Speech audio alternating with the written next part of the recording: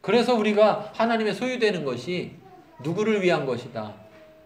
나를 위한 것이다. 그것이 하나님의 뜻이라는 거예요. 그것이. 예. 그리고 또한 소유만 되는 게 아니라 하나님의 제사장 나라가 된다. 제사장 나라는 뭐예요? 제사장이 하는 역할은 일반 사람과 하나님 사이를 뭐 해주는 역할? 연결해주는 역할을. 그러면 제사장 나라가 된다는 건 이 세상의 모든 나라들이 하나님 앞에 나아가려면 누구를 반드시 거쳐야 된다? 제사장인 이스라엘을 거쳐야 된다. 자, 중요한 일입니까? 안 중요한 일입니까? 얼만큼 중요합니까? 가장 중요한 일이죠. 그런데 그런 가장 중요한 일을 이스라엘에게 맡긴다는 건 무슨 말입니까? 무슨 말이에요? 하나님 이스라엘을 어떻게 생각하신다는 거예요? 중요하게 생각한다는 거죠. 여러분 그걸 잘 생각해 보십시오. 여러분을 먼저 불렀어요. 여러분 주위에 아직도 안 믿는 분들 있죠? 그쵸? 근데 여러분을 먼저 불렀어요. 왜요?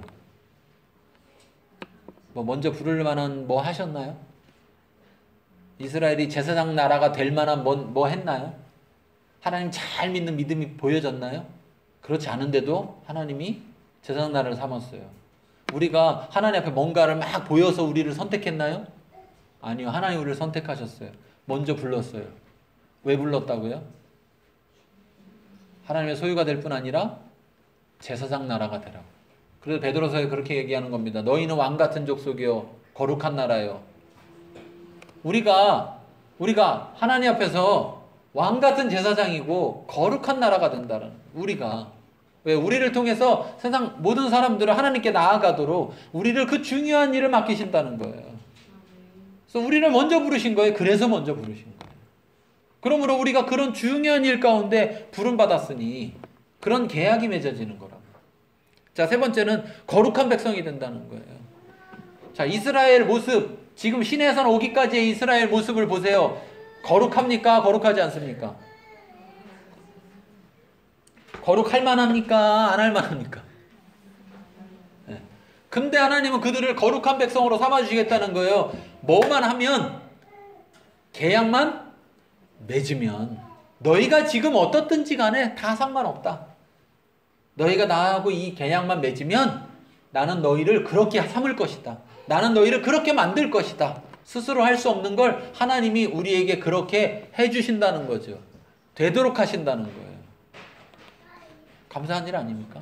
우리더러 만일 뒤집어서 야, 네가 제사장이 될 만하고 네가 거룩해 보이면 내가 그때 널 뽑아줄게. 그래서 너를 제사장 삼고 거룩한 나라로 삼아줄게. 자, 그렇게 해도 좋은 일입니까? 안 좋은 일입니까? 좋은 일이에요? 안 좋은 일이에요? 좋은 일이죠. 왜? 그렇게 해서 되기만 한다면야. 근데 문제는 뭐예요? 그렇게 될 수가 있어요? 없어요? 없죠. 너무 어렵죠. 그런데 거의 불가능하다고 봐야죠. 그런데 하나님은 오히려 그렇지 못한 우리를 그렇게 되게 해주시겠다는 겁니다. 왜? 하나님과 우리가 계약을 맺으면. 계약을 맺으면. 자, 넘어가 보겠습니다. 7절에서 9절 읽어보겠습니다. 7절에서 9절.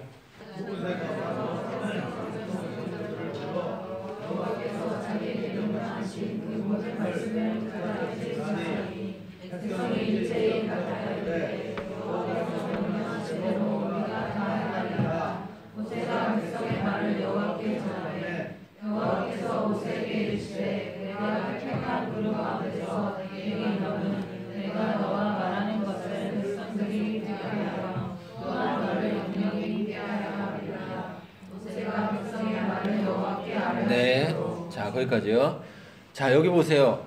그래서 모세가 와서 이스라엘에게 전합니다. 자, 하나님이 이렇게 우리에게 해주신답니다. 여러분, 그러려면 하나님의 말씀을 순종하고 지켜야 된답니다. 여러분 어떻게 하시겠습니까? 이렇게 얘기를 한 거예요.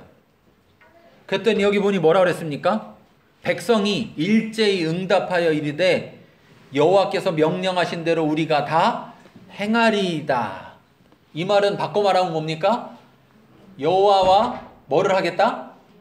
계약을 맺겠습니다. 여러분들이 교회에 나와 있다고 그래서요, 하나님과 계약을 맺은 게 아닙니다. 여러분이 교회에 나와 있다고 해서 하나님과 계약을 맺은 게 아니에요. 이스라엘 백성이 하나님이 애굽에서 건져내 주셨고 이스라엘에는 속해 있지만 그럼에도 아직 계약을 맺기 전까지는 계약 관계가 아니라는 거죠. 그렇다면 어떻습니까? 여러분들이 여기 나와서 이제 이 하나님의 부름의 말씀을 받았어요. 내가 너희를 부른 것은 내가 너희로 내 소유가 되게 하고 내 제사장 나라가 되게 하고 거룩한 백성이 되게 하려는 것이다. 너희는 내 말을 지켜 행하겠느냐? 자, 여러분에게 지금 동일하게 말씀하고 있는 겁니다. 네. 여러분에게 지금 하나님께서 동일하게 말씀하고 계신 거예요. 여러분은 어떻게 하겠습니까? 여러분은 어떻게 고백하겠습니까? 여러분 스스로의 고백이 결국 하나님과 여러분과의 계약을 맺어주는 겁니다. 우리가 샘물교회가 왜 저 사명을, 저 비전을 예배 때마다 고백하는지 아십니까? 다른 교회들 안 하잖아요.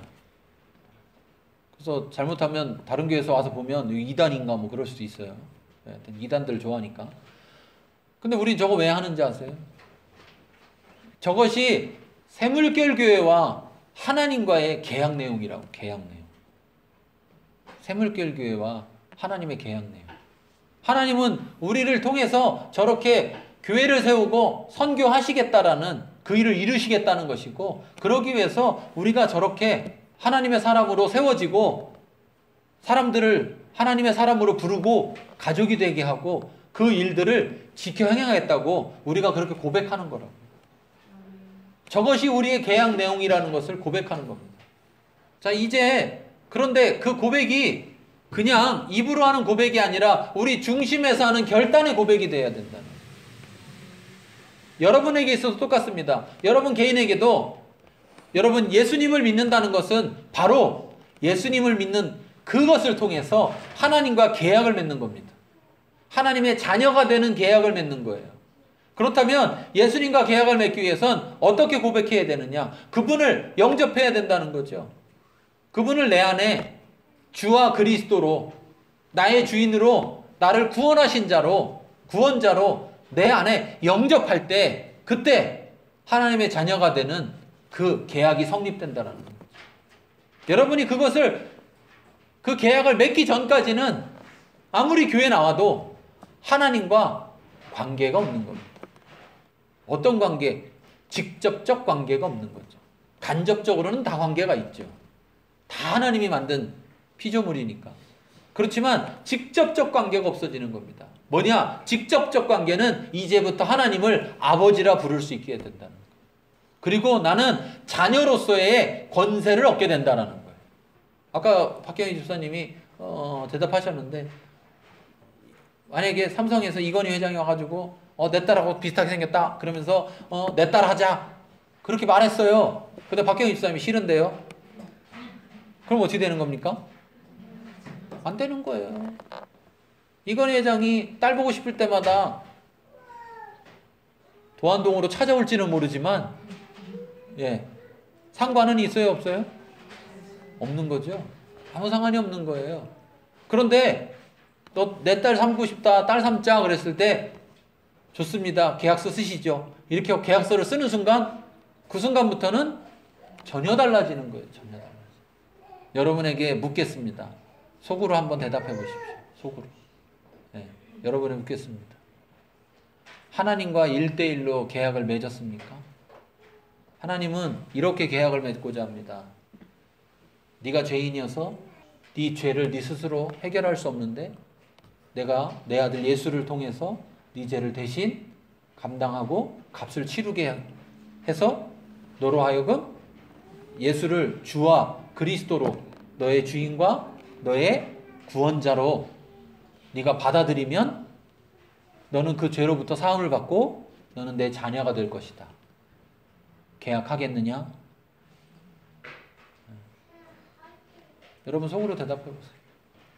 교회 오래 다니신 분들은 그 계약을 하셨는지, 안 하셨다면 지금이라도 하시고요.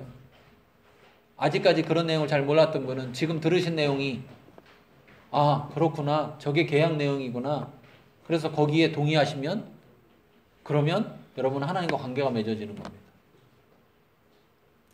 자, 이번에는 속으로 대답하지 말고 겉으로 대답하셔도 됩니다. 자, 하나님이 샘물결 교회를 향해서 이렇게 말씀하신 겁니다. 하나님의 사랑을 전해라. 그 사랑을 실천해라. 그래서 온 세계에 2천 교회를 세우고 2천 선교사를 보내라. 그렇게 하겠느냐? 샘물결 교회가 거기에 그렇게 하겠습니다라고 한다면 하나님과 우리는 계약이 맺어지는 겁니다.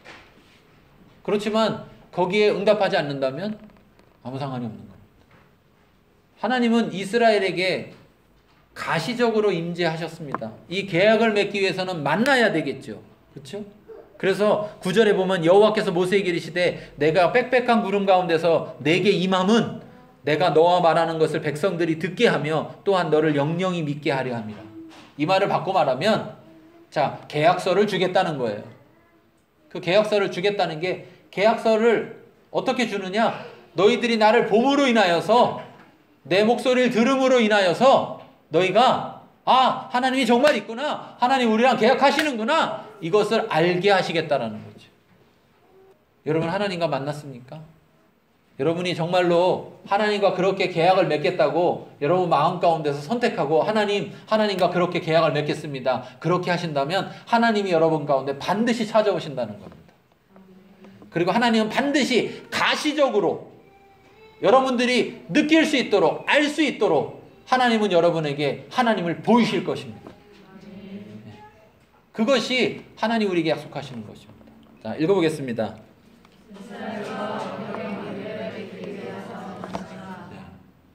하나님은 안 만나면 계약이 됩니까? 안 됩니까? 계약할 때 계약 당사자 안 만나고 계약돼요? 안 돼요? 안 되죠. 아무리 서로 전화통화로 말했어도 어떻게 해야 됩니까? 만나야죠. 하나님은 여러분을 반드시 찾아가십니다. 여러분이 하나님과 계약을 맺겠다고 결정한다면 하나님은 여러분에게 반드시 나타나실 것입니다. 왜? 그걸 통해서 그 계약을 유효하게 만들고 그 계약을 성립시키고 그 계약을 이루실 것을 보여주시는 것입니다. 나머지 부분은 다음 시간에 이어서 하도록 하겠습니다. 우리 같이 말씀을 생각하면서 함께 기도하도록 하겠습니다.